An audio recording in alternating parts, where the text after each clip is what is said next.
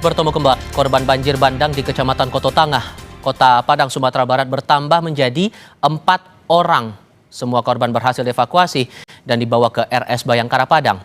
Tim SAR gabungan menemukan 4 korban terjangan air bah di Lubuk Minturun, Kecamatan Koto Tangah, Kota Padang.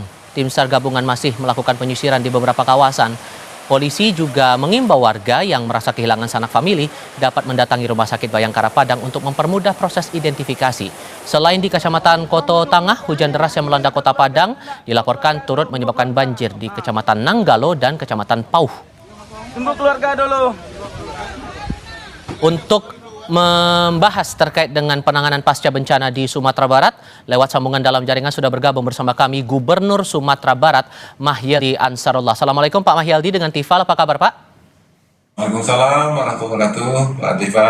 Alhamdulillah baik-baik. Terima kasih bergabung bersama kami dalam diskusi malam hari ini. Saya mau konfirmasi Pak, terakhir kali yang kami pahami ada 13 kabupaten kota se-Sumatera Barat yang statusnya tanggap darurat bencana, itu betul Pak? Benar Pak Tifal. Dan dari 13 itu daerah mana yang hitungannya masih terbilang cukup fatal kondisinya sekarang? Yang sangat parah itu Kota Padang, kemudian Padang Pariaman, Kabupaten Agam, itu yang paling berat. Dan daerah ini sudah dikunjungi, saya juga tadi di Agam. Dan kemudian juga di kabupaten kota lain, yaitu ada kerusakan-kerusakan yang ada. Area pertanian, kemudian juga ada rumah sekolah, dan kemudian juga ada jembatan, jalan, dan lain-lain.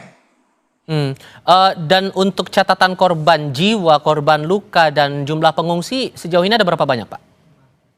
Ya, kalau korban jiwa dengan adanya informasi terbaru tadi berarti sudah bertambah, ada belasan korban jiwa. Dan kemudian tadi saya di Agam, masih ada yang dalam pencarian, ada 5 orang yang dalam pencarian.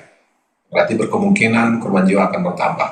Dan kemudian yang luka-luka, saya kira ini ratusan ya, yang luka-luka karena memang tadi saya di Agam, kemudian juga di Kota Padang sendiri karena rumahnya terendam, kemudian di Padang Pariaman ada ratusan yang luka-luka. Alhamdulillah dalam hal ini kita sudah koordinasikan dengan puskesmas yang ada, rumah sakit yang ada, dalam rangka untuk memberikan pengobatan kepada warga kita yang terluka.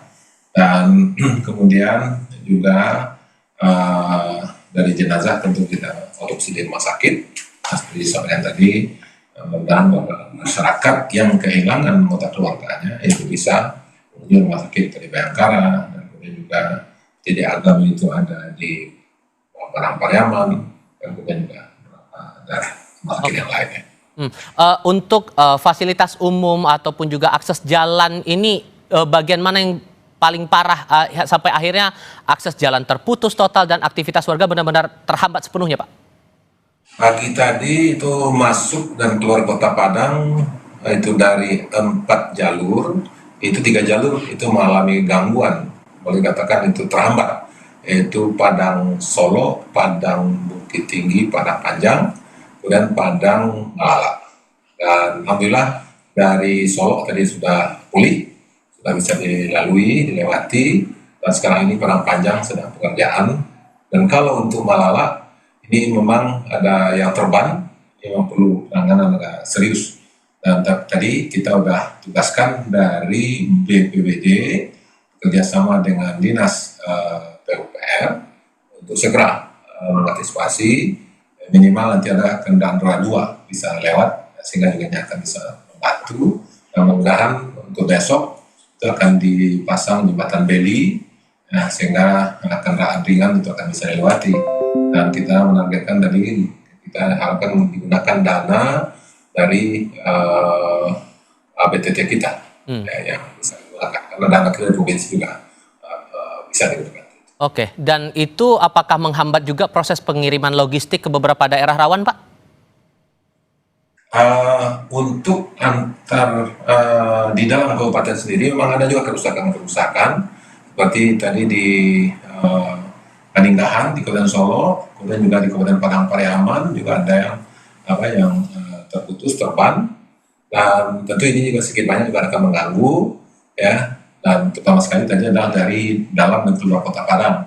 Mudah-mudahan insya Allah dengan dukungan dari Balai Jalan, kemudian juga peralatan yang kita miliki dan juga dukungan daripada pihak-pihak swasta, alhamdulillah kerjasama cukup baik sehingga ya dalam waktu yang pendek bisa kita tanggulangi. Kami harap proses pengiriman bantuan tidak terhambat dan upaya dari Pemda juga masih tetap berjalan dengan kondisi yang terbilang cukup menantang seperti ini. Pak Gubernur, terima kasih banyak sudah mau berbagi informasi bersama kami malam ini. Selamat malam, Pak. Assalamualaikum. Standby.